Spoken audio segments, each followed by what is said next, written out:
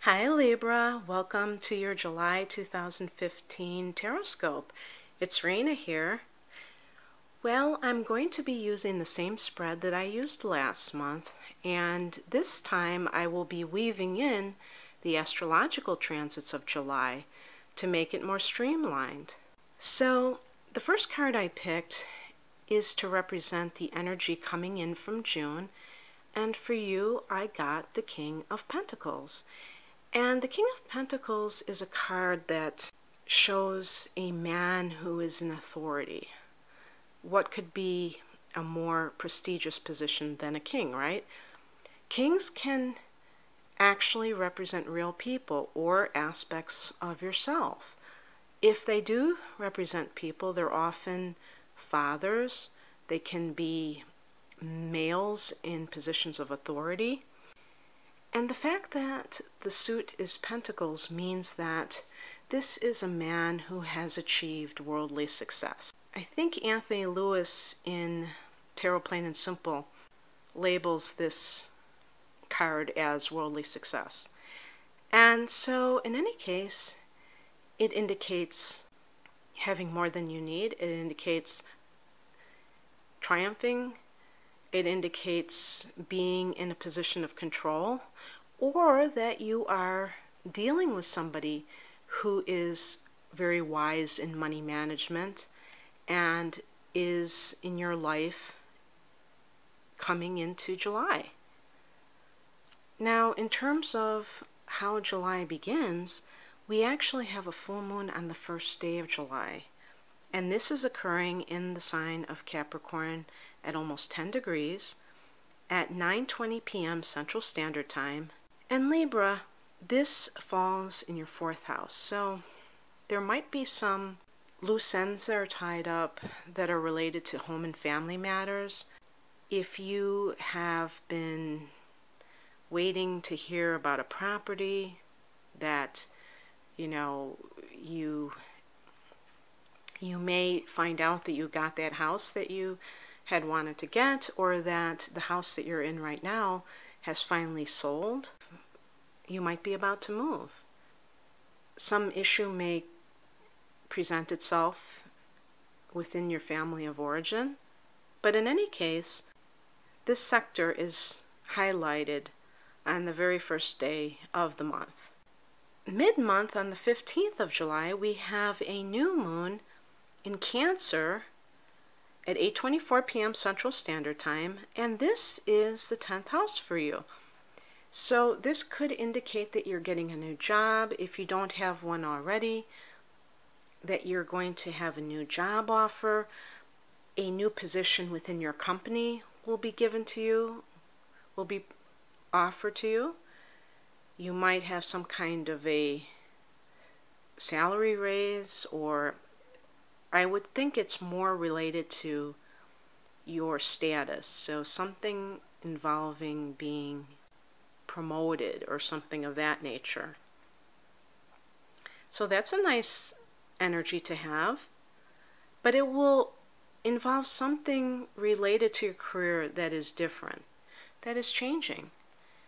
And I think that it'll be a positive development. I'm going to talk about the 2 cards that I picked to symbolize the first and second half of July. The first half card was 6 of Cups reversed, and the second half card was the 3 of Swords. And the reason I'm talking about them together is that I think there is a connection. And what I read into this is that you may be pining away for someone from the past. It may be the distant past, or it may be just recently if you had some kind of breakup and you refuse to move on. You're still clinging to this situation. And then in the second half of July, it's like this irrevocable break. Now, that doesn't sound too good, does it? But I think that when it comes to Libra, this has just been my experience, is that the Librans that I have known tend to be relationship addicts. And, you know, they seem to have a partner in order to feel complete. And this is partially because Libra rules the 7th house of partnerships. So it's natural for Libra to want to be in a couple. But on the other hand, I was talking to a Libra man once, and he said to me, "Oh, I don't like to be alone."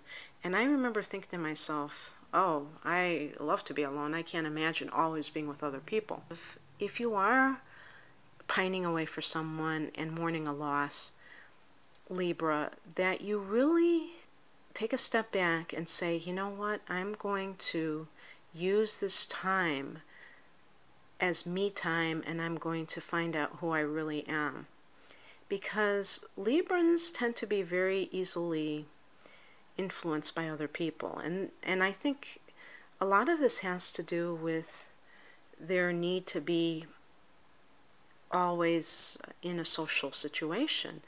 It's very hard for Librans sometimes to feel a true sense of identity, and they tend to try to gain it through their relationships. Maybe not even just romantic ones, but you can't do that. You have to sit with yourself. You have to like yourself enough to enjoy your own company. And the more that you do that, the more that you understand what you really want in life. And then you will attract a better partner, because that's the other thing I see a lot of times with Librans, is drama in the relationship. It might not be, you know, that you guys are just having screaming matches or anything like that, but still not feeling that you have a harmonious situation on a consistent basis. And part of the problem is the choosing. If you're not choosing the right person, then there will be more conflicts than normal, because you're trying to get along with somebody who isn't right for you. So if this does come to pass, and you happen to hear this in June, or even if you hear this in July, it doesn't matter. Just remember that you can actually do much better by taking this time for yourself. Which brings me to my last card, which is supposed to represent the overall energy for July. And for you, I picked the Four of Swords. And if you've seen the Rider-Waite deck, the person is lying on his back and his hands are in a praying position. And there's stained glass. It's a church type of environment.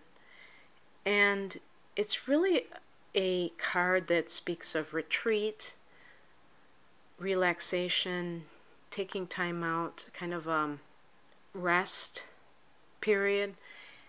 And it's probably a good time to do some inner work during July. And with those two cards that represent both halves of July, it might be just what the astrologer ordered: to go within, to be apart from the world, and to listen to your higher self and see what you need, and to recuperate. And, you know, coming into June, you do have that King of Pentacles. It's a wonderful energy. It shows that maybe you do have this worldly success, but you might have a few problems in a personal relationship. So since Libra is particularly sensitive to the imbalances in life, this is a good time to have kind of like a retreat situation going, where you just spend a lot of alone time and a lot of reflection time, and then you'll be a new, improved version of yourself when you come back into the world. And let's see what else we have here for transits. Venus is in Leo, and it will be going into Virgo on the 19th of the month, and then it will be going retrograde at 0 degrees Virgo on the 25th of the month. And so for you, this is involving your 11th and 12th houses. So yeah, I mean, this really correlates with the Four of Swords when Venus goes into the 12th house, because the 12th house is kind of like what I would associate with the Four of Swords, where it's kind of like the inner work being done. And so it also means that maybe you might meet somebody that you've known in a past life, because the 12th house can be connected to other lifetimes, other dimensions. And Uranus is going retrograde the next day on the 26th. It's been in Aries, and oh boy, Libra, it's your 7th house. So this suggests that there may be quite startling, sudden developments in your relationships. And maybe this is one of the reasons, if you've been feeling like you've been having rocky times in the last several years, it's because we have this wild card, planet, Uranus, in your house of relationships. When Uranus is in retrograde, it can be even more unpredictable. So, I'm thinking of something like you've been divorced for 20 years and then all of a sudden your ex just shows up,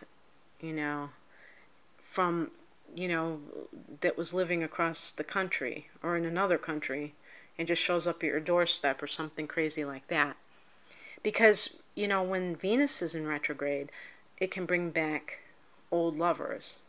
I think with it being in the 12th house, it can bring back old lovers from the 14th century or something, But in any case, that's very interesting to stimulate your love life. So keep the 26th in mind when thinking about romance. That could be something that goes into August as an influence. And then on the last day of July, we have a blue moon, which is the second full moon in a month, in the sign of Aquarius at 7 degrees, almost 8 degrees, and this occurs at 5:43 a.m. Central Standard Time. Now, for you, Aquarius is a fellow air sign, so it forms a trine. It's a very friendly aspect. And Aquarius is your 5th house. So if you have any artwork that you need to finish, you might be finishing it this time, or it might stimulate you creatively. The full moon is very good for creativity, but it's also a fertile house because the 5th house is house of children. So if that's something you want, then that's wonderful. If it's not, please take precautions. But that's a wonderful, magical ending to the month of July, Libra. So I hope you enjoyed this reading, and I will be back in several weeks, and we'll take on August. Take care, guys. Bye.